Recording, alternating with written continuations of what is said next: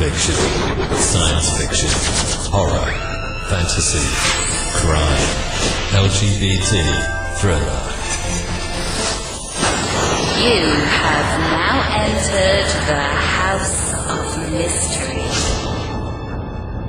with your hosts, Eric Shapiro, David North Martino, John Copenhaver, and Al Warren. Heard on KCAA 106.5 FM Los Angeles, 102.3 FM Riverside, and 105.0 AM Palm Springs. All right, welcome back into the House of Mystery, and now joining us as our guest. So we got a new book coming out, Alex Cross Must Die. It's so sad. So sad. Oh, that sounds terrible. and that's the noise. Wait a minute. James Patterson is in the room. Well, I don't know what to say to that. It sounds terrible. Yeah, no, it sounds great. I mean, terrible in a good way. But with mysteries, it should sound terrible. A lot of people do. I hope Alex does okay. well, you know, if anybody knows, you know, right? I mean, come on. If anybody knows, yeah. You never tell about these things, yeah. Listen, this is what, book 32 of this series. Yeah. So how does that keep going like this? How does this, is it about the character, or is it about the action itself? You know, I don't know. You know, I'm sitting here in my office, and all around here there are shelves going all the way around the office. And right now, you said 32 crosses. There are 29 live books and screenplays around the office that are like going on right now, and it's kind of madness. But, you know, individual series, it's interesting. It's its own thing. Not too many last that long. Some do. I know John Grisham, who I think he's quite good, but he just went back to Mitch from the firm, and he had trouble with it, doing a number 2 with the same character. So it's its own set of problems. You know, Mike Connolly, who I'm friendly with, Michael made a huge mistake though, because what he did is every book he aged Bosch a year. Still looks good. So Bosch is now like 80 years old, you know. So we just don't do that. I learned from John D. McDonnell way back, and John D. McDonnell had his lead character, and the new book would come out, and it would only be like 2 weeks since the last book. So he could keep his character young and, you know, whatever. So with Alex, same thing. I mean, it might be like 3 weeks since the last book. So Alex remains active and a credible, believable cop, even though Alex and I have been together 30 plus years. Well, when you say that, I have to ask, what kind of relationship do you have with Alex? Like, how do you see that character? We're tight, Alex and I. We talk a lot, hang out. Yeah. You know, Alex, I relate to Alex a lot in this sense that we're both very family oriented. And, you know, one of the problems that a lot of people have, depending on their situation, is juggling their work with their family, and the rest of their life. And Alex's situation is very extreme because, you know, his work life it would be bad enough if he was a homicide cop, but it's worse because he's a homicide cop in a series that really takes a lot of liberties with what a homicide cop can do. I don't write realism. I mean, that's one of the issues. Sometimes people will read the stuff and go, it's not very realistic. That's not a good criticism of my stuff because I don't write realism, and I say it up front. It isn't realism. So, you know, it's not realistic, isn't really fair criticism. I don't like it as fair. That's a good thing. But Alex's, his life, the life that I create for him is really terrifying, but somehow he has to balance his family with that. And I think the reason that people stay with Alex, more than anything else is his family life and his kids and his grandmother and his best friend, John Sampson. And you just get into the characters and you want to know what happens to them. Yeah, how are they going to do? Are they going to change much? And that's what I think keeps it really vibrant. And, you know, I mentioned Grisham before. I don't think he really had thought much about Mitch and his wife, whose name I can't remember. And then all of a sudden he was in the middle. Oh my God, I gotta sort of get back in touch with this guy again. And I don't know how successfully he was doing that, but that's the challenge. That's the challenge with this. Grisham, he's a writer. Yeah. No, he's good. He's good. Yeah. I'm not super judgy. I tend not to be. I mean, you have a sense, for what's working for you about a person or a writer or whatever, but I tend to then be pretty open about it. Well, they're doing the best. I have a friend, teacher friend, and years ago he had this thing, I'm doing the best I can religion. And I always thought that was cool. That's a good way to look at people. Yep, they're doing the best they can, and that's okay, and that's fine, and I'm going to, within reason, go along with it. So I can tolerate, my Republican friends and my Democrat friends and my independent friends up to a point. That's a good way to look at it. You might know what that point is. Well, we're not going to get into that point. No. I'll give you a hint. He wasn't president, but, whatever, yeah. No, we're not going there. Well, you mentioned Alex doesn't age much. How do you deal with time, with the changing times, and bringing him into like 2023 as opposed to the 90s? I don't know. I don't really think about it that much. Every once in a while, I come up. I made a choice early on with the books not to do much with COVID. I think occasionally I have, but mostly I haven't dealt with it too much in the books. I'm always much more interested in whatever the puzzle is for this particular book, and then just the characters. And my thing is, and Michael Connelly said this about my stuff. He said, what Jim does is every chapter, moves both the plot and the characterization forward and turns on the movie projector in our heads. And that's more what I'm thinking about the movie. And I don't worry too much about, whether it's, 10 years ago or right now, or, whether it's 223 or 225 or 221, unless it's something that really, where the thing in the book really comes out of, current headlines, which is rare for me. Well, I'd love to ask this question too. So you ask this of everybody that comes on the show? Not everyone. So this is like a format. It's like a cookie cutter thing. That's we're boring. You're exciting. Yeah. No, not at all. Quite the opposite, as you'll find out in the next 40 minutes. No, I'm always curious about this because they say that up to 50% of people don't have an inner monologue. And I'm just wondering if you can hear Alex Cross, if you can hear him in your head. You're talking about being able to see, kind of like a movie. I could hear him, except the other voices kind of get in the way. There's so many voices in my head that sometimes I can't really pick out which one is Alex. There's so many voices. No, I don't know what you're talking about. Yeah. Multiple personalities. And you're allowed to drive? A little. I mean, when I'm actually writing the book, yes.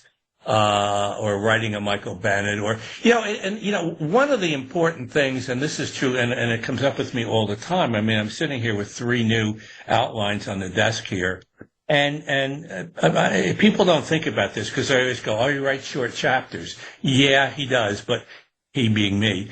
But, there has to be a voice for every one of those. 12 Months to Live, which I just finished with Mike Lupica. And that's an interesting and challenging series because we got 12 Months to Live, then next year 8 Months to Live, and the year after that 4 Months to Live.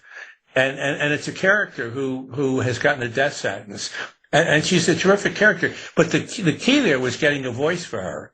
And for me, the title I wanted originally for the first book was Jane Effing Smith. And we went round and round and round with the publisher and wound up with 12 Months to Live. It's the same thing. Which was probably a mistake.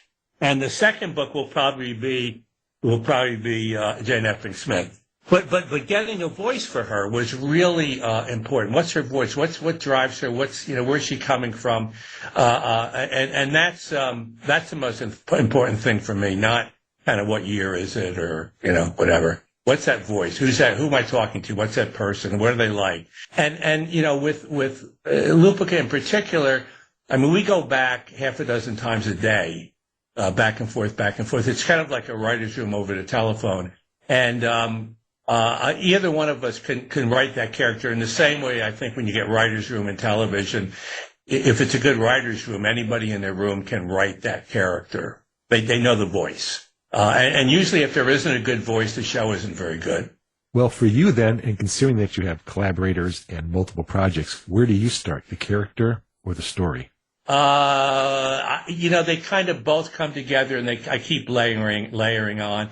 With Jane Effing Smith, the character came first, and I wrote a lot about her. There's another one I'm doing now and the character is coming first. And the first thing I thought about her is she's really, really, really grouchy. And she just riffs on everything. Everywhere she walks, she's in New York, wherever she is, she's just riffing on, hating, I don't know if you've been in New York recently, but they have those bicycle lanes. And every time I step out on the sidewalk, I'm afraid of getting killed. But she's always ranting about this stuff. And that's going to give her a voice, throughout the book or books. I don't know what we're going to do with her. And sometimes, I'm trying to think of what, I'm thinking more of the books that I'm on now, which I don't like to talk about because I kind of give them away. But sometimes it'll start with a plot idea like, Suzanne's Diary for Nicholas, which was a kind of a love story a ways back. And that did start with, my wife Sue was taking about over 1 million pictures of our son, maybe 5 million, a lot. And on the living room table, there was one of these big books with, maybe 500 of the different pictures. And I was sitting there looking through the book one day, and then I was thinking, how sad. Sue and I was 50 when Jack was born, and Sue was 40. And then at one point, he'd be looking at that book, and we wouldn't be around. And then I thought this horrifying thought that we would be looking at this book, and he wouldn't be around. And that drove me into Suzanne's Diary for Nicholas, that notion of having to deal with the death of a child. So in that case, the story came first. I didn't know who the characters were going to be. So, and that happens frequently where it's, I have, the woman of God. I just had this notion of it starting with the last pope has died, and the cardinals are all together, and there's a rumor running around Rome that a woman is being considered. And the reality of it is when they go in that room, it could be anybody. Theoretically anybody. It could be any person, doesn't even have to be a Catholic. And then to go back and tell the story of this woman and why she would possibly be in a position where she would be seriously considered as the next pope, which to me was kind of a cool mystery and interesting thing. But that started with that idea before I had any idea about really who that woman was. So it depends. Well, that leads to several questions and having other writers. Well, I have several answers. Right. This is going to be so cool. I've never played this game before like that. I'm taking notes, man. Yeah. And this is totally selfish. Since about an hour ago, I started outlining my next book.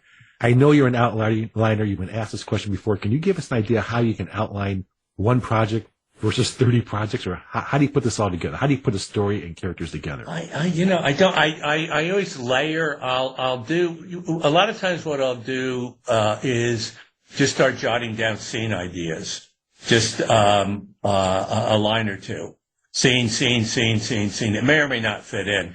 I mean, look, it's not an infinite number of possible scenes, but any story, your life story. I told my life story. And I decided I would write it as nothing but stories, just story after story after story. None of this, Newburgh was a small town, blah, blah, where I grew up, none of that crap. It would just be story after story after story. And insofar as I was going to talk about being a kid, I would just tell kind of cool stories about when I was a kid. That would be it. Or, what it felt like to go to New York and want to be a writer and not have a clue about whether you could do it or. So with my stories, I generally would sit down and just start writing down possible scenes. One of the things that I'm working on now, I had to go for my annual checkup. I was in New York and I was in this hospital up in the 10th floor or whatever, and I'm looking out on this street, and there's this tower. It wound up being, I forget what the hell it was. It's a big smokestack. It went up like 40 stories, okay? And I'm staring at this smokestack that's 40 stories, and there's a goddamn ladder, just where you can just climb up that thing. I'm going, who the hell would ever literally go up 40 stories to the top of this thing? And I'm sat there doing it, and that became the first scene in this story where I have this woman that wants to meet this. She set up, she wants to meet this guy. And the guy that's climbing it had been a detective. It had just been fired.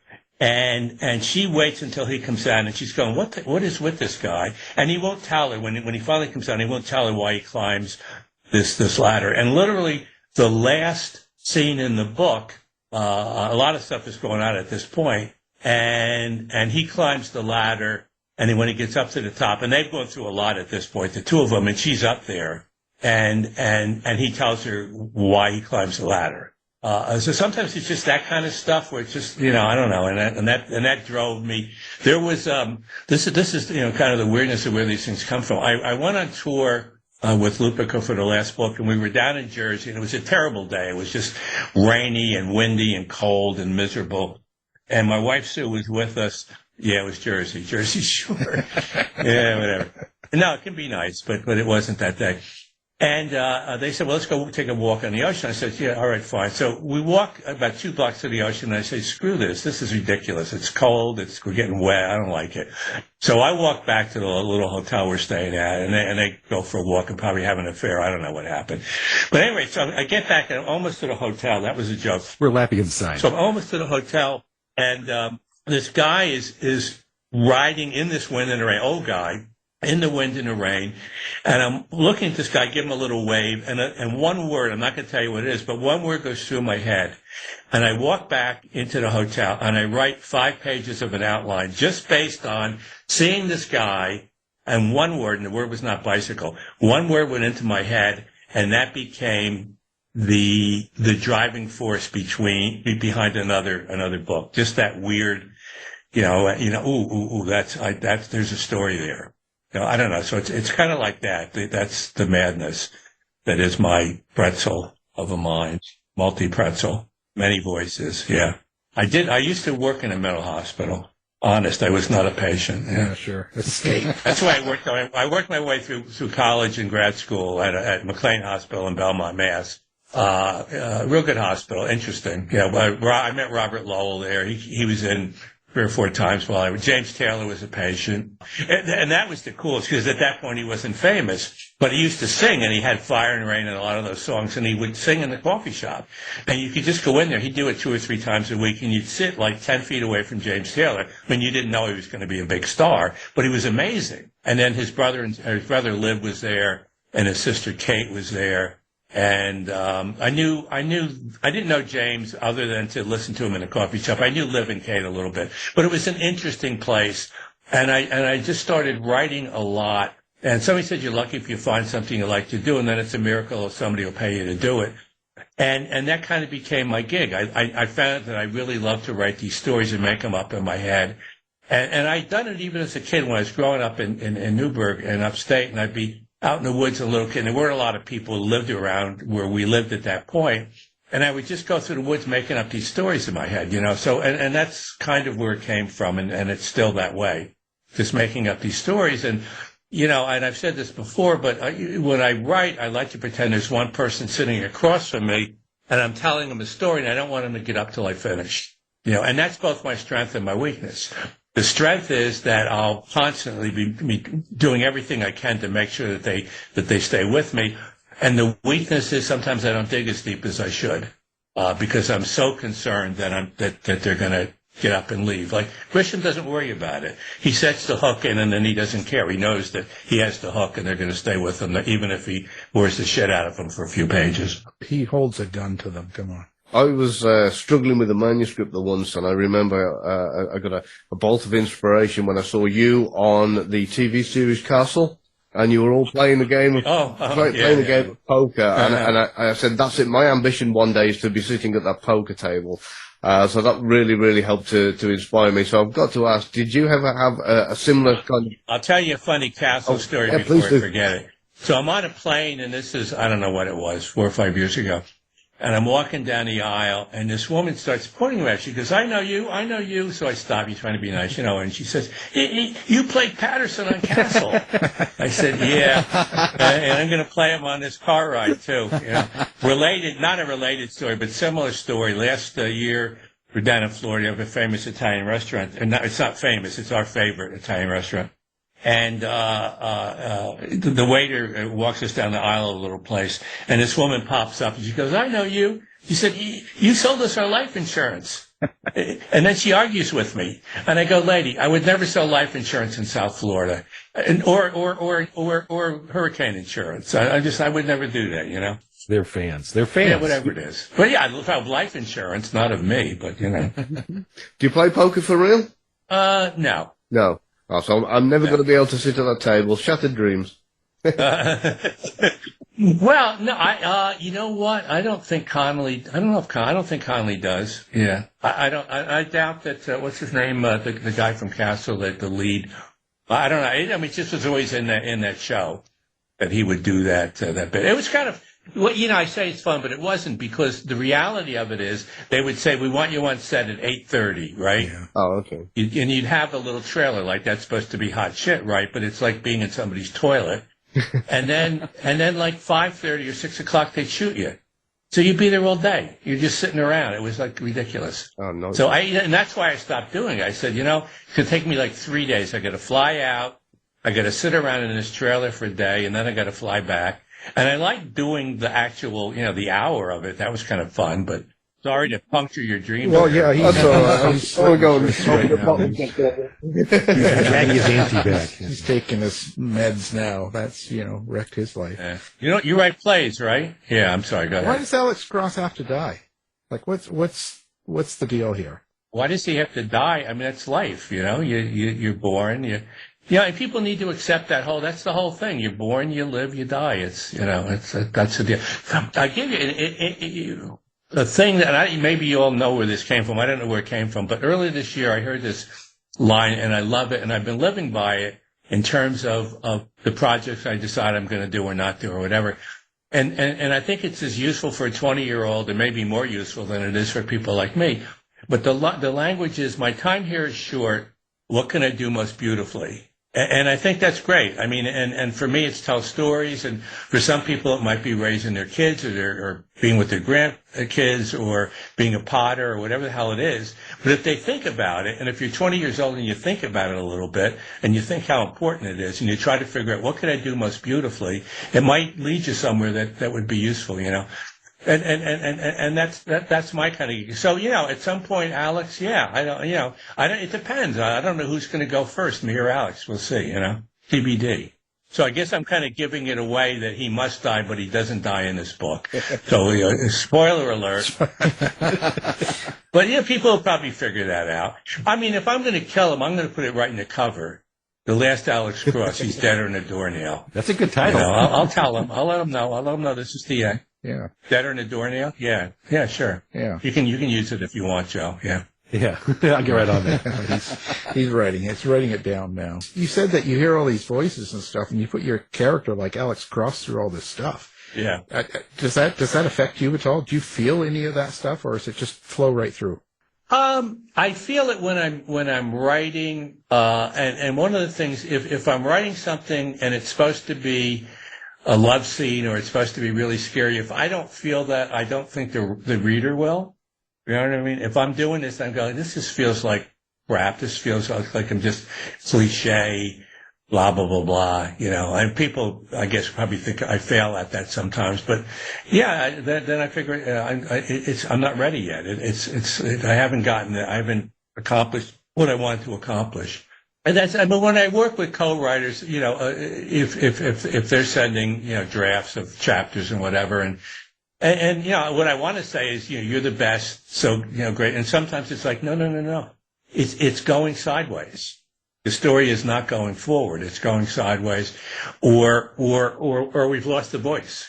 We've lost the voice, or there's no stakes here. You know, you read a lot of books, and this is why a lot of books don't do as well as, like, you know, you start out and somebody has a good idea and you're kind of hooked. And then it just starts marching in place for about 100 pages. And that's not good. And that won't happen with my books, because whether I'm doing it, whether working with somebody else, it's marching in place. This is no good. Can't do that.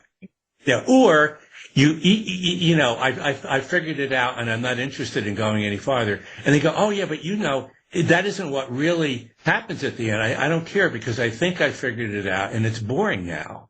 because I think I figured it doesn't matter that 200 pages from now you're going to change it, because for that 200 pages, I don't want to read it. I just feel, yeah, okay, I see where this is going, blah, blah, blah, blah, who cares? So who was the really bad co-writer you've ever worked with? The worst? Yeah, the one that would have sent you. None of them are worth a shit. None of them. Yeah, that's what I thought. Yeah. No, I've never had a bad experience. You'd have to ask them whether they probably might say something different. But yeah, I mean, just in terms of the better known ones, that's always been a joy. President Clinton and I have become, good friends. We exchange Christmas presents, birthday presents. He gave me one year, he gave me a humidor. And he knows I don't smoke, so I call him up. I said, what am I supposed to do with this? Put bubble gum or chocolate cigars in it. He said, oh, bubble gum. At our age, we've got to exercise our jaws and stuff, So that's a nice relationship. And I think Dolly Parton, that's another, it's a good relationship. One time, I had a birthday coming up and she called me up and she sang happy birthday over the phone. And I wanted to say, Dolly, I'm going to hang up now. I want you to call again. It's going to go to voicemail. When it goes to voicemail, I want you to sing happy birthday again. But I didn't have the nerve, so I didn't do it. So I don't have the recording of her singing happy birthday to me over the phone. But, there's never been any arguments. And people, the press, they always love that everybody needs to think the way they think, even if you don't think that way. Well, you must have had some. No, I really have not had any problems. I don't have fights with any of them. A couple of the ones that have been around for too long, they, you know how it is. People start thinking that it's them, it's all them, and that's fine. It's not. I get rid of them and go to somebody new and no, I'm kidding. Yeah, Joe. But the relationships have been, I just finished, which is really kind of once again, going back to what can I do most beautifully. Michael Crichton's estate came to me and he had started a book and he'd done, a few pages, a bit of it. And they said, would you be interested in finishing the book? And I said, well, I don't know. Let me read what he wrote, So I read it, and it had to do with a volcano that is going to possibly destroy the island of Hawaii. And there's something else there that's even worse in terms of what would happen if this volcano basically destroyed the island. And I went, yes, I would like to finish this because, one, I like the idea. And secondly, I thought it would be a great challenge because I've never done anything where you have to incorporate an awful lot of science. So I got a volcanist, and in fact, I'm going to talk to her in a couple of days again about something else. Elizabeth from Alaska. Elizabeth, she teaches at the University of Anchorage in Alaska. And so I would go back and forth with her, and I'd say, what about this? And she'd say, that could never happen. And then a day later, she'd call up and go, well, I think I can make it work, and finish that book. But I love the challenge of it, to try to do something that one would be kind of worthy of a Crichton Patterson book, and just that challenge of doing something different. That's what got me into doing kids' books. Same thing. Kids' books that I do are funny. And I hadn't really, because Alex Cross, serial killers, his voice isn't that funny. He's not, he has some humor to him, but the kids' books I got to really be, there's one, I Funny, and it's this kid who he decides he wants to be a comedian. And, so he reads everything he can, and then he starts writing his own stuff. But he can never actually be a stand-up comedian because he's in a wheelchair and, blah, blah, blah. But I love writing, having that kid's voice. And then if it's called I Funny, it better be funny. And I think it is pretty funny. So the kids stuff and it's just a different way. There's one, was one Middle School, the Worst Years of My Life, which I think is a funny title. And the book is pretty funny. And then what the hell's, whatever it's called. There's a funny title, whatever the hell it is. Potty mouth, stupid and potty mouth. Potty mouth and stupid. And it's great. And a lot of the mom said, oh, it's got stupid in the title. You can't read that. And I go, no, it's about word bullying. And there's a reason why this kid is called stupid, because when he was 4 years old, these two kids got these names, potty mouth and stupid, and they're 12 and they still are called that. So it's a funny story. Tragic, but funny. Well, we were talking collaboration before you came on, and how lot of writers. Oh, you guys. We were, because. Are you collaborating? Well, that's the question, because that's so cool. We were saying, hey, why don't writers like us collaborate more? So and the question is, well, we're too busy. We have our own series and which is for real.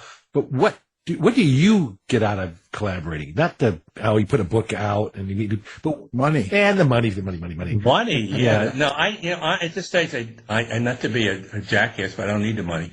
No, I have all these ideas. I mean, somewhere in here, where the hell is it? Somewhere over in that corner, there's a big pile. I don't know if I don't see it looking through the little backwards, but and it's about a foot high. And it's just page after page of ideas, and the clever title on the top it says ideas, and and I have so many of them, and you just want to see how they're going to turn out. You know what I mean? You got this idea, you don't know until you. So I have all these things, all these stories like Woman of God, like this. I want to see how it turns out, and that's the fun of it, and to be able to do it and to write a 40, 50, 60 page outline. And then go on and do another one. And some of the books I still write myself, but that's the fun of it. It's a little like being a showrunner, but a pretty dynamic one, in terms of my involvement. It's not. I mean, most showrunners, I think they back off a lot, but I don't do that. I kind of I'm very clear about what we're trying to do, about the voice and the pace, and so, and that's what it is going to be, a James Patterson book when all is said and done. And, the other thing, I mean, a couple of them have gone off and done their own thing, Andy Gross and, whatever, and done their own novels. And that's fine. That's good. Good. And that's a good time to part. You go do your thing. Great. So when you're doing all these different books and you're doing Alex Cross, did you have an idea 31 books ago where he would be today, or did he develop? No, he develops every year. It's going to be some new, and there's a continuity. And I think I don't think about it so much, but I think people kind of expect that the family is in some way, shape, or form going to be part of it. Obviously in the beginning, he was a younger guy, and he had the younger kids, and then the wife who dies early on, Maria. And we got a series come. We were lucky because we got it shot before the strikes, so that's coming on Amazon. I think I'm going to say March or April, but we were lucky because we had the whole thing shot. And Aldous Hodge, who's really good, he'll be the Alex Cross in the series. He was in City on a Hill with Kevin Bacon. He's very good, and he's a hunk. So and they tested the hell out. I was surprised, but they test a lot, and it was the highest testing thing that I think they've ever done. Wow. So, and it's good. It's what I like about it is, I mean, here's the books, and I kind of know who the book audience is, and that's a little different than the Amazon audience. So it's edgier, it's blacker, and I really like the way it turned out. It's cool. It's a very cool thing. Bosch to me is similar to the books. This one jumps out a little bit. We're doing Women's Murder Club now, and I was just talking to the showrunner yesterday, and she's going, I want to be close to the books. I said, you don't have to be close to the books. I mean, somewhat, but no, more edge. We can, and be more cinematic. And this thing started 20 years ago. We really want it to feel contemporary and real and relevant, and and better. We can do something better than the book, I think. And that's the hope anyway. Jane Effing Smith, that we're developing. I can't get into who it is because they haven't announced it, but the actress is attached. The showrunner is one of the best. And the lead writer is from a show that we all love. So and that usually, as you know, they don't usually get a package together like that, this early, but that's what they have. So, yeah. And that's because, once again, going back to Jane Effing Smith, she's a really good character. And this actress jumped right on it, So you can tell everybody I'm going to be the actor in it. The one that gets tossed off the building. Yeah. Tour woman, and yes, you're a good-looking woman, but will you shave your beard? What? Will you shave your beard if you get the part as a woman? Not a problem. Yeah. All right. Oh, I've got the okay, wig. fine. I've got All the right, wig. let's go for it. Yep, Jane effing Smith. Well, how have the movies and TV changed how you perceive Alex or any of your other characters? Or have they? It doesn't. No. Zero. No. I mean, look, Morgan Freeman's a great actor, but that's not Alex in the books. Morgan was older, and he's great. But I never thought about Morgan no, I'm blanking now. So, yeah, that's terrible. I'm just bad with names. And the same with the current thing. I mean, and that goes back a ways because in the series that's going on television, it's Alex when he was younger. And Sampson actually, it's the actor who does the, oh shit. Sometimes I just go crazy with names. Yeah. He's very good, but he's very unexpected that they would have cast him. Maggie says Tyler Perry. Tyler Perry was, that was, we did the one, with Tyler. And I'll tell you what, I thought the director messed it up. Tyler was a total gentleman, and I think he would have been fine. And you watch him in some of the more serious things he'd done, and he would have been fine. But it was the weirdest thing in the world because this director would rewrite the script the night before we shot. I'm going like, what? So essentially we're shooting with the first draft. Like what happened last night? And, why are we, and I don't know. So that was kind of, unfortunate. Well, talking about the continuity itself within the series, how do you keep track of continuity? Do you have series Bibles? Do you have systems? And I don't know. My editor, she remembers everything. And she go, you can't do that. You can't put Alex in the Middle Ages. Yeah. I'm pretty good at, cause I'm just dealing with those scenes and that, and I'm, and it's okay. But sometimes she'll bring something up and go, don't you remember that, he got shot like a week earlier? So, he has to have a limp or something, Yeah. It's not a big, I don't worry. You might get the sense I don't worry about stuff too much. It is good. Well, and I don't, I'm fortunate. One of the lucky things is I don't need to listen to, and I do like to listen to people when they have something to say, but I like to get the criticism, but I don't have to do it. So that's really, I mean, I don't know what you all are doing, but I just go, nah, I don't want to do that. Sorry. So crazy question time. As opposed to what? What do you think these other questions right? have been? Yeah, they've all been pretty good. If you were kidnapped, which fictional character would you have rescue you and why? I hate those kinds of questions. So what is it again? If I was kidnapped, who I would like you to you to rescue me, because I think that would be fascinating. Yeah, I'll come and rescue you. No problem at all. I'm already a dead man. That's right. I'm in a little. They buried me in one of those little things, like a coffin thing, and Gavin's out here trying to, O'Neill, I'll call you from now on. And O'Neill, the playwright.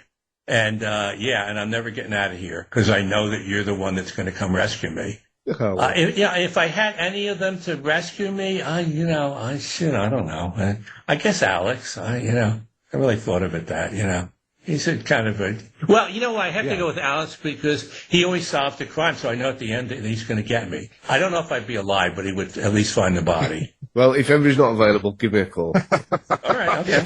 All right. Yeah, he is. Can you do an American accent? Sure, I'll give it a go. What? I'm just asking. I'm an American. I was just born in the wrong country.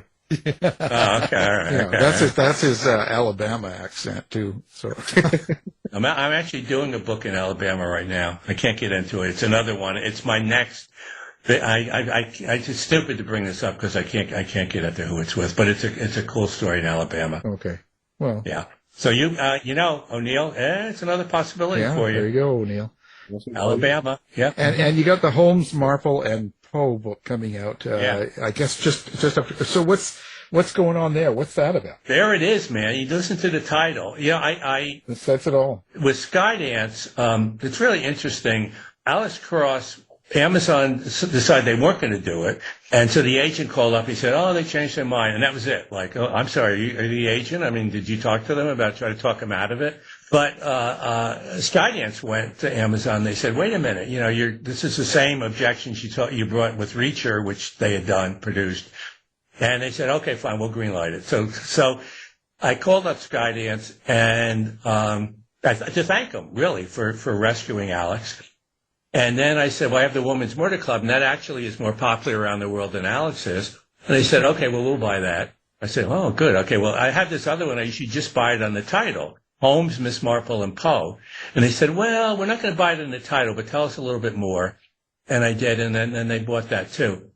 And that's one of these things, if you think about the notion of the talents of Holmes, the talents of Marple, and the craziness of Poe, and put it all in one stew, and that's kind of interesting, if we can do that. And what it is, it's modern day, which is another kind of like, really?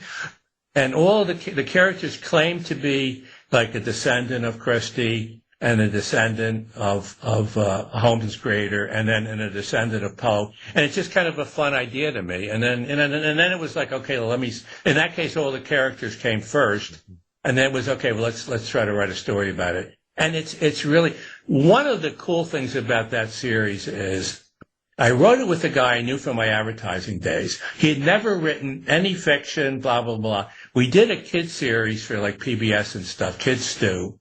I won 7 Emmys along the way. But he had never written any fiction. It was just like, I said, well, let's try something. The guy is great. He's great. And he just has it, whatever the hell it is. He can write scenes. He knows how to start a scene. He knows how to end a scene. He knows how to pace a scene. His dialogue is terrific, blah. And it's just stunning. And we've always been friends. We got much closer to doing this, and I go, Brian, you're amazing. It's just, and he goes, and he's so insecure because he thinks everything he writes sucks, but he's great. It's an amazing thing. So at any rate, that Holmes, Miss Marple, and Poe, and it's another one of these things where I really want to see what it's going to feel like. And we've written 2 already, and it works. It just go like, woo, okay, this is terrific. And a lot of it is Brian, this guy from nowhere. That's he's 70 or something now, and boing. Stay healthy, Brian. Yeah, that's young. That's right. That's right. As I get older, 70. Keep telling yourself that. Well, yeah, I will. Alley Cross. So you got a kids detective series spinning off of this. Alley's been around for a while. The whole kids thing has become so difficult because the big stores won't stock the kids books very much. So that's a huge problem. Barnes & Noble used to put some of the kids' books up top, like when you walk in the store. And that was fairly important and useful. And they pretty much don't do that now. And that's a disaster because if you're at the front of the store, that means 90% of the people that walk in the store will see the book and go, oh, yeah, right, I got kids or I got grandkids or whatever the heck it is. If it's in the kids section, you go from 90% to 10%. Of the people. So that's bad, in my opinion. And then a lot of the places, they won't stock the book. Borders used to be good with kids' books, and now they're gone. And a lot of the other ones, they won't stock much in the way of kids' books. And then kids, like, if you have a series, they want to read, if they discover it, they want to read all the series. Most of the indies are too small to have the whole series. Most, not all. And so it's hard. It's a hard thing. So the first Alley Cross, we put it out, and I convinced the publisher to put it out the same day as an Alex Cross so that they came out, and there they were together, and they really kick-started the series. And then they started going, oh, well, I don't know, maybe it's stealing copies from the adult out. And I go, why would it, whatever. So they don't do that anymore. But in general, and this isn't about me, it was just the general thing about we need kids to be reading. And mostly, I have a kids imprint, and our mission is, it's called Jimmy Books. And when a kid finishes Jimmy Book, they'll say, please give me another book, as opposed to millions of kids in this country who have never read a book that they like. That's terrible. And if schools want to, and boards of education, they want to solve this problem, you got to make sure that some of the books kids are reading, they go, please give me another book, as opposed to, I hate English class. We just do grammar and we read stuff that I hate. That is not smart. If the job is to get kids reading, and certainly in the beginning so that they become competent readers, if they're not competent readers by 4th or 5th grade, the percentage of those, right now, only 44% of the kids in this country read at grade level, which is a disaster. I actually have a program. It's not my program, but it's with the University of Florida. They have the vaccine. They have a program that gets that number up into the low 80s. And we're doing it in 5 or 6 counties in Florida. Canada has picked it up, which is weird. And it works. We have the vaccine. We can, and that means you will save thousands of lives over time because X number of kids will become competent readers. They'll get through high school. They'll have choices. They won't wind up in jail. I go to visit jails from time to time. And it's weird because a lot of these young, well, mostly males where I go, suddenly they're readers because they got nothing else to do. If they had learned how to read when they were younger, a lot of them would not be there because they would have had choices, you know. And what are they putting in the schools or in the in the bookstore? The same shit that we used to read, and you go like, I don't like this. Joe's stuff. There's too much of it. Some of it's okay. Look, nice stuff. Shakespeare, yeah, but wait until they're ready. You know, if I was teaching Shakespeare, okay, Mockingbird, what I would do is I'd get in. And I go, all right, everybody stand up on your desk. I would get thrown out of the school immediately, but if I'm the teacher, everybody stand up on your seats and your desk. And I want you to understand, in London, and this is not like any city in the world, but in the days of Shakespeare, plays were enormously popular. And nowhere else in the world, pretty much. But they were. But these things are performed in these bars. And the bars are noisy and they're lewd and whatever. There's a lot of craziness going on. So the actors, who, you know, were all men at the time, and they would get up and they would have to scream. So we're going to scream at this Shakespeare stuff. We're going to scream the first page of Macbeth or whatever the heck we're studying.